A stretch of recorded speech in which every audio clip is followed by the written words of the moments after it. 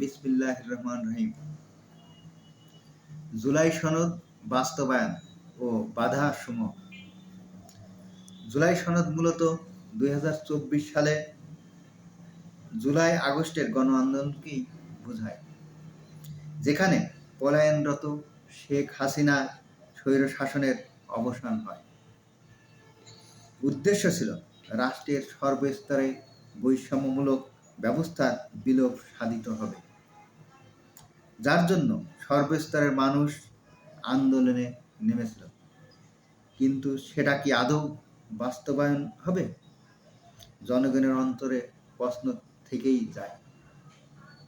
আমার দৃষ্টিতে ও স্বল্পজ্ঞানে বাধাসমূহ, রাজনৈতিক দলগুলোর ঐক্যমতের অভাব, বৈষম্য বিরোধী আন্দোলনরত সবার নিজেদের আখের গোছানোর চিন্তা, যা ইতিমধ্যেই পরিলক্ষিত হচ্ছে, বিশেষ করে তরুণ নেতাদের ভিতর,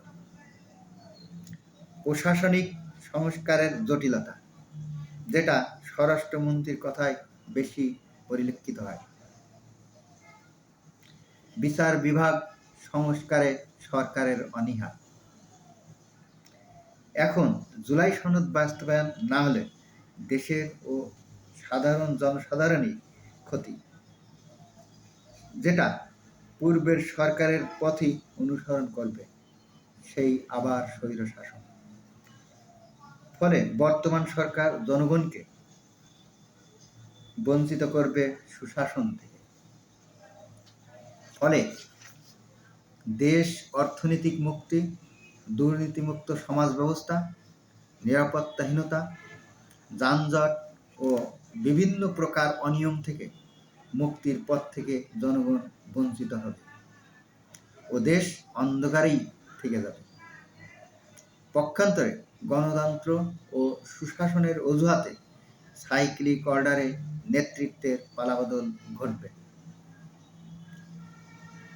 সেই লাউ সেই কদুই থেকে যাবে। পুনরায় বড় বড় রাজনীতিবিদ ও ধনীরা দেশ থেকে টাকা পাচার করবে ও একসময় সুযোগ বুঝে দেশ ত্যাগ করবে।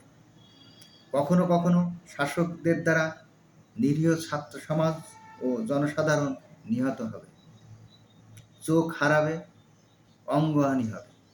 সর্বশেষে সমাজ ও দেশ প্রকৃত সুশাসন থেকে বঞ্চিত হবে।